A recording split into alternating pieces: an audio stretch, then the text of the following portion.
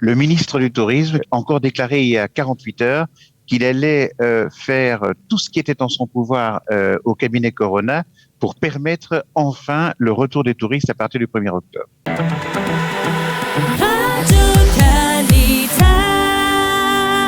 Le ministère de la Santé a annoncé hier que les Israéliens qui reviennent de l'étranger n'auront plus besoin d'une période de bidoud, d'isolement pour, en tout cas, ceux qui reviennent de l'étranger à partir de ce vendredi. Pour parler de cette décision importante, nous sommes avec Maître David Sprecher. Bonjour Maître Sprecher. Bonjour. Merci d'être avec nous ce matin. Vous êtes professeur de droit de l'aviation civile et vous êtes chef du département aviation et tourisme au cabinet d'avocats Chiboulette. Alors, on va parler de cette décision qui a été prise. On va d'abord refaire un peu un historique rapide des décisions qui ont été prises concernant cette période d'isolement. Alors, dernièrement, disons il y a à peu près un mois, avec cette 4e vague de contamination, le gouvernement israélien avait annoncé donc une période d'isolement de 7 jours ou de 14 jours, de 7 jours plus exactement, pour les Israéliens qui revenaient de l'étranger. Oui, tout à fait. Enfin, en tout cas, de la quasi-totalité des pays dans le monde qui, au lieu d'avoir été catégorisés vert, jaune et rouge, et c'était devenu du jaune, de l'orange et du rouge, les pays jaunes, les personnes devaient en fait s'isoler pour 24 heures ou jusqu'à obtention du résultat du test RT-PCR réalisé à l'arrivée en Israël, et tous les autres devaient s'isoler pour 14 jours ou une période réduite de 7 jours en échange de 2 tests RT-PCR, un à l'atterrissage et un au 7e jour. Alors, cette décision avait bien entendu provoqué des rumeurs assez importantes parce que on va dire que cela ne permettait pas aux Israéliens de partir à l'étranger. Oui, tout à fait. Et je veux dire que ce qui s'est passé, il y a en fait différentes choses qui, à mon avis, sont à l'origine du changement de direction qui a été obtempéré. La première chose, d'abord, c'est que 3 actions ont été déposées à la Cour suprême pour la réouverture du ciel, avec d'ailleurs une audience qui était, je ne sais pas si elle le sera, mais qui était en tout cas prévue ce mercredi pour ces différentes affaires et pour donc statuer sur la réouverture du ciel. Et puis deuxièmement, le 16 août dernier, nous avons eu 2 audiences à la Knesset, une à la commission légale, donc la commission des lois, et une autre à la commission du travail et de la santé. Lors de cette 2e audience, j'y ai participé et lors de cette 2e audience, j'ai effectivement réclamé de la part du ministère de la Santé de plancher sur un nouveau plan concernant les personnes vaccinées. Parce que nous pensons que si nous avons été vaccinés, nous avons un risque, à notre avis, moindre peut-être que les personnes qui ne l'auraient pas été. Et voilà. Donc c'est ce qui a été adopté en fait hier. C'est exactement la décision qui a été prise. C'est-à-dire les personnes qui ont été vaccinées d'une 3e dose ne seront plus obligées d'avoir cette période d'isolement. En tout cas, devront rester en isolement que 24 heures jusqu'à l'obtention d'un test négatif.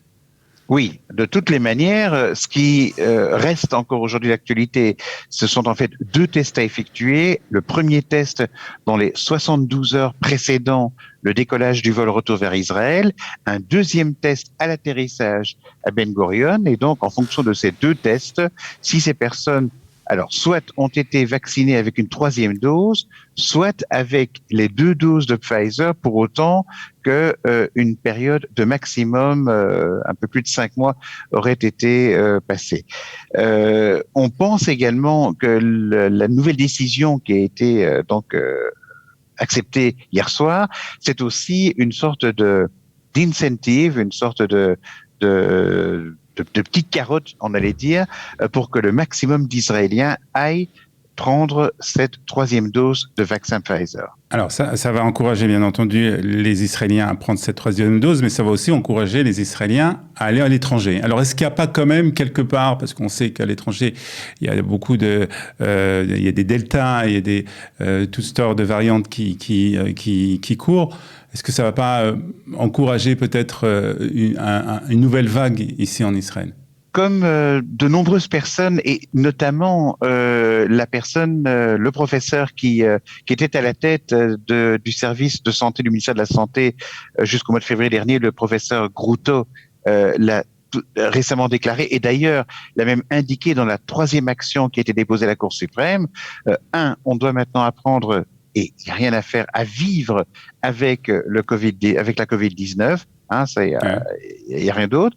D'autre part, le même professeur Groutot écrivait dans un document qui a été remis à la Cour suprême que, en fait, si on avait permis au variant Delta de rentrer dans le pays alors que les personnes avaient encore beaucoup d'anticorps, peut-être qu'on aurait plus facilement pu éventuellement vaincre ce variant. Et la 3e chose qu'il a également écrite, c'est qu'aujourd'hui, une fois que le variant est déjà dans le pays et qu'il se diffuse par la communauté dans le pays, finalement, il n'y a plus beaucoup de raisons encore, finalement, de restreindre les mouvements des passagers, puisque les variants se trouvent déjà dans le pays. D'autre part, il faut quand même signaler que à l'heure actuelle, aujourd'hui, le taux de contamination en Israël est bien plus supérieur que dans de très très nombreux pays dans le monde. Ouais. Donc, on va dire qu'il serait quasi plus sûr d'être à l'étranger, on va dire, que d'être en Israël. Alors, est-ce que cela veut dire, cette décision qui a été prise, est-ce que c'est peut-être une introduction concernant peut-être la possibilité de permettre à des tourismes étrangers de venir en Israël, des touristes qu'on pourrait imaginer être vaccinés 2 fois ou même déjà 3 fois? Est-ce que ça, c'est quelque chose qui est en discussion? Bien évidemment. Et d'ailleurs, le ministre du Tourisme, qui est une personne vraiment extraordinaire, a encore déclaré il y a 48 heures qu'il allait faire tout ce qui était en son pouvoir au cabinet Corona pour permettre enfin le retour des touristes à partir du 1er octobre.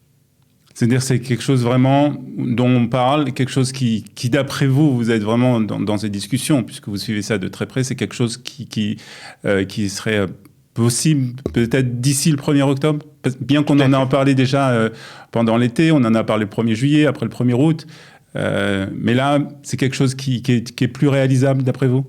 Oui, tout à fait. Maintenant, il y a encore toutes sortes de problèmes par rapport à ces touristes. D'abord, on ne pourra pas exiger que ces touristes aient reçu une 3e dose, parce que la 3e dose n'est pratiquement pas administrée à l'étranger.